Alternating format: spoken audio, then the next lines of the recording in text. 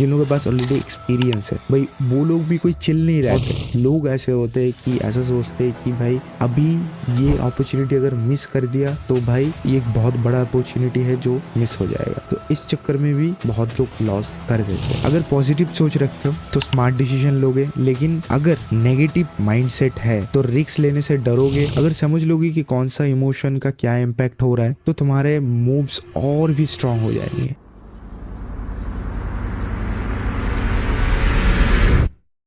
देखो भाई, ट्रेडिंग का मतलब सिर्फ नंबर्स या फिर ग्राफ का खेल नहीं होता है। यहाँ दिमाग और इमोशन का भी गेम रहता है एंड इसमें अलग अलग ट्रेडर्स शामिल होते हैं। न्यू ट्रेडर्स जो न्यू है इस मार्केट के अंदर, उन लोग यार अलग ही ड्रामा चलता है इमोशन के लेके। कभी एक्साइटमेंट के चक्कर में गलत कर देते हैं तो कभी डर के चक्कर में कुछ कर ही नहीं पाता है। आई होप तुम रिलेट कर पा रहे हो। कभी कभी ऐसा भी होता है मार्केट के अंदर, ऐसा लग रहा है कि भाई होगा होगा, बट डर के चक्कर में कुछ कर ही नहीं पाते हो या तो तुम कुछ गलत कर देते हो, राइट। तो ऐसा होता है एंड ये नॉर्मल है एक न्यू ट्रेडर के लिए। एंड अभी हम आते हैं एक्सपीरियंस ट्रेडर के ऊपर, जिन लोगों के पास ऑलरेडी एक्सपीरियंस है भाई, वो लोग भी कोई चिल नहीं रहते। उन लोगों का भी कभी कभी कॉन्फिडेंस, ओवर कॉन्फिडेंस हो जाता है, ठीक है। एक जो एक्सपीरियंस ट्रेडर होते हैं वो लोग एक कॉन्फिडेंस में ट्रेड करते हैं, बट कभी कभी वो कॉन्फिडेंस ओवर कॉन्फिडेंस में कन्वर्ट हो जाता है एंड उसके बाद उन लोगों का नुकसान हो जाता है। तो उनको भी इमोशन को लिमिट पे रखना पड़ता है, ठीक है, एंड कंट्रोल करना पड़ता है प्रॉपर्ली। उसके बाद आते हैं हमारा ट्रेडिंग प्लेटफॉर्म्स लाइक ब्रोकर। हमारा जो कोटेक्स है, बिनोमो है, IQ ऑप्शन है, जो ब्रोकर्स है, इन लोगों का अलग ही सीन होता है। इन लोगों का manipulation, gap up, gap down, इसके चक्कर में बहुत लोग फंस जाते हैं। जो न्यू ट्रेडर्स होते हैं, बहुत लोग ऐसे होते हैं कि ऐसा सोचते हैं कि भाई अभी ये अपॉर्चुनिटी अगर मिस कर दिया तो भाई ये एक बहुत बड़ा अपॉर्चुनिटी है जो मिस हो जाएगा। तो इस चक्कर में भी बहुत लोग लॉस कर देते हैं। देखो, ट्रेडिंग साइकोलॉजी का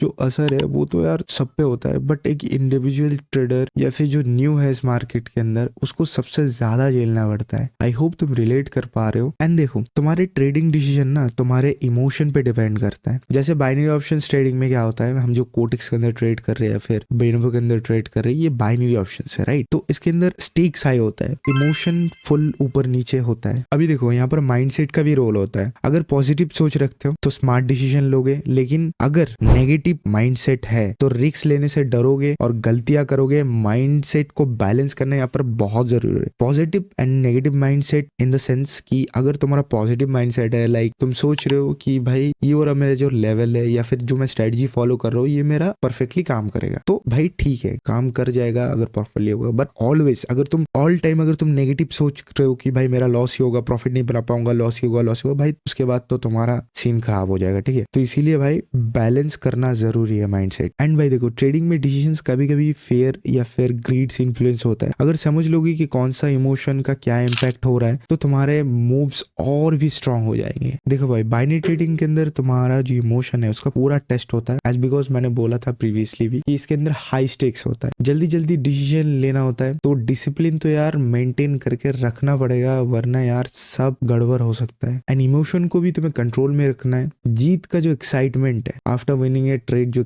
एक्साइटमेंट होता है, और एक लॉसेस के बाद जो फ्रस्ट्रेशन आता है कि भाई लॉस हो गया, कंटिन्यूसली लॉस हो रहा है या फिर एक लॉस हो गया, वो जो दोनों चीज है उसको तुम्हें बैलेंस पे रखना है, ठीक है। एंड एक कैलकुलेटेड डिसीजन लेना है, एक स्मार्ट डिसीजन जिसको हम बोलते हैं, ठीक है। कोई इमोशन के चक्कर में लॉस हो गया तो फ्रस्ट्रेशन के चक्कर में ट्रेड नहीं करना है, या फिर विन हो गया तो उसके एक्साइटमेंट पे कोई ट्रेड नहीं करना है। Always have a smart move. So अभी देखो, हमें पहले ये समझना होगा कि ट्रेडिंग साइकोलॉजी है क्या। हम शुरुआत से शुरू करते हैं एंड समझते हैं कि ट्रेडिंग साइकोलॉजी एक्चुअली है क्या। सो बेसिकली ट्रेडिंग के टाइम पे जब तुम ट्रेड कर रहे हो उस टाइम पे तुम्हारा जो इमोशन होता है वो तुम कैसे हैंडल करते हो उसको ही ट्रेडिंग साइकोलॉजी बोलता है। जैसे डर या फिर फियर, कभी कभी ऐसा होता है कि तुम्हारा जो टारगेट होता है, डेली टारगेट, उसका तुम बहुत क्लोज होते हो एंड डर के चक्कर में तुम जब प्रॉफिट देखते हो तुम्हारे अंदर ये चलता है कि भाई मैं अगर और एक ट्रेड प्लेस करूंगा तो क्या होगा अगर लॉस हो गया। तो इस चक्कर में तुम बहुत जल्दी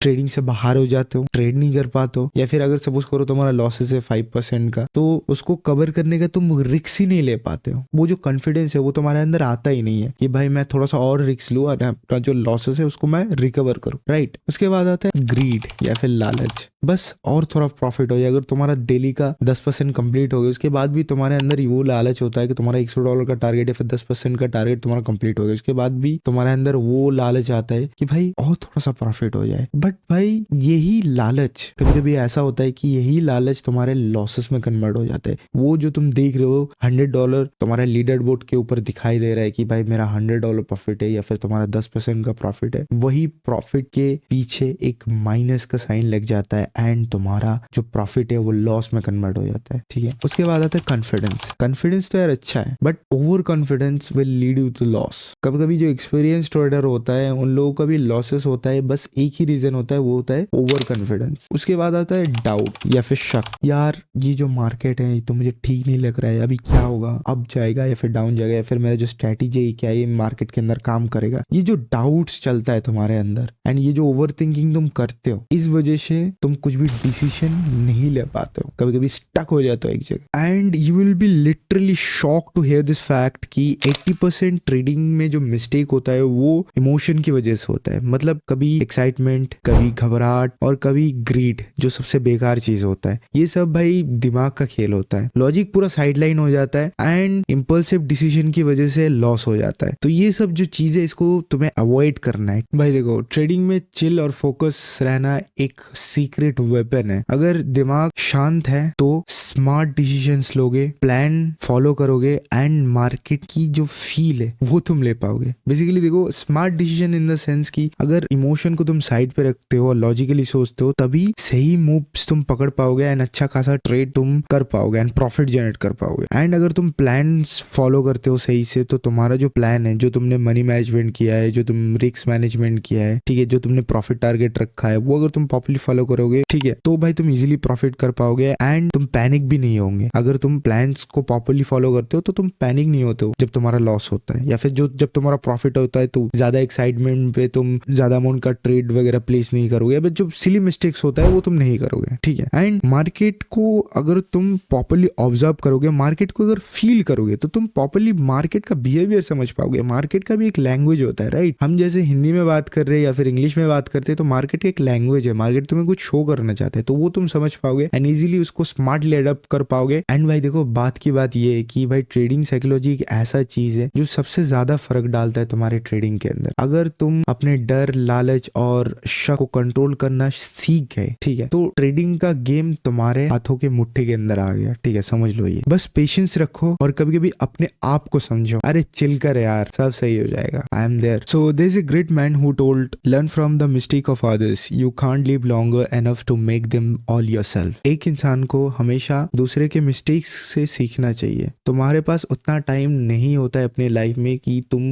वो मिस्टेक्स खुद करो एंड एक्सपीरियंस करके तुम सीखो, राइट। तो there are some common mistakes जो सब लोग करते हैं। बेसिकली लॉसेस के पीछे भागते हैं मैक्सिमम लोग। एक बार अगर लॉस हो गया तो उसको रिकवर करने के चक्कर में बंदा पूरा रैकलेस हो जाता है। एंड रिजल्ट क्या होता है? लॉस और बढ़ जाता है। तो क्या फायदा हुआ बताओ? उसके बाद बहुत लोग ये करते हैं कि ओवर कॉन्फिडेंस के चक्कर में भी लॉस हो जाता है। Over confidence in the sense कि कोई एक दिन अगर उनका स्ट्रेटजी काम कर जाए या फिर अच्छा काम कर रहा है तो भाई वो सोचता है कि भाई मैं तो मार्केट का किंग हूँ, एंड इस कॉन्फिडेंस में अपने कैपिटल का आधा पैसा या फिर 20%, 30% पैसा एक ट्रेड में डाल देता है। और इसके बाद रिजल्ट्स क्या मिलता है? एक गलती के कारण अपने कैपिटल का जो बैलेंस है वो जीरो के आसपास पहुंच जाता है। तो फायदा क्या होता है बताओ? कोई फायदा होता है? आई होप तुम रिलेट कर पा रहे हो, तुम भी करते हो ये मिस्टेक कभी कभी, राइट? सोचो भाई, तुम कोई स्ट्रेटजी की वजह से फेल नहीं होते हो, तुम तुम्हारे हैबिट की वजह से फेल होते हो। मतलब ट्रेडिंग का असली गेम भाई तुम्हारे दिमाग के अंदर ही है, ठीक है? तुम्हारा दिमाग है, उसको जिस दिन तुम कंट्रोल करना सीख गए या फिर तुम्हारे दिमाग से तुम जब मान गए कि भाई मैं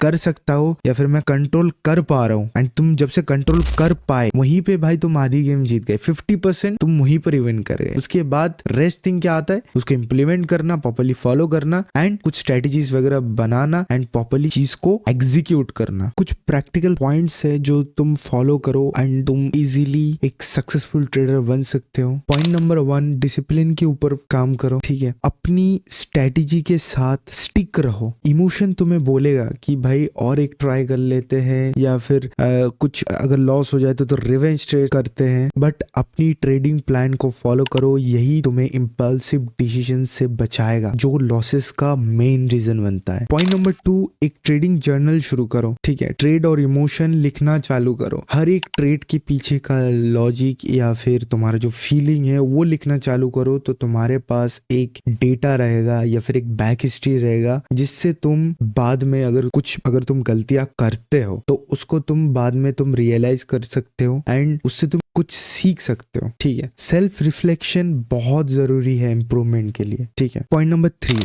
रियलिस्टिक गोल सेट करो, ठीक है। विदाउट रियलिस्टिक गोल, अगर तुम सोच रहे हो कि मैं $10 से $10,000 बना दूंगा, भाई ये कोई रियलिस्टिक गोल नहीं है, ठीक है। एक रियलिस्टिक गोल रखो, ठीक है। एक छोटी छोटी विन को सेलिब्रेट करना सीखो। एकदम रियलिस्टिक गोल रखो और उन्हें अचीव करने के बाद खुद को रिवॉर्ड करो। तो वो तुम अपने हिसाब से करो, कुछ भी कर सकते हो। तो ये कुछ पॉइंट्स है जो तुम्हें फॉलो करना है। लाइक सब्सक्राइब जरूर कर देना अभी तक अगर तुम देख रहे हो, ठीक है। एंड नेक्स्ट वीडियो किस टॉपिक पे चाहिए उसके बारे में कमेंट करना। एंड तुम अपने साइकोलॉजी को कैसे संभालते हो, उसको कैसे कंट्रोल करते हो, कमेंट सेक्शन में जरूर शेयर करना। बाकी लोगों के साथ अपना नॉलेज शेयर करो, एक्सचेंज करो। एंड मिलते हैं कोई नेक्स्ट वीडियो पे, तब तक के लिए bye bye and Radhe Radhe. Hello everyone, this side Aman. मैं बाइनरी एकेडमी क्लब के वीआईपी ग्रुप का मेंबर हूं और ये वीडियो मैं अपना पूरा पर्सनल एक्सपीरियंस शेयर करके बना रहा हूं। इस ग्रुप को ज्वाइन करके अंदर ही मैंने अपना सारा लॉस रिकवर कर लिया है और इनके गाइडेंस को फॉलो करके मैंने काफ़ी प्रॉफिट किया है।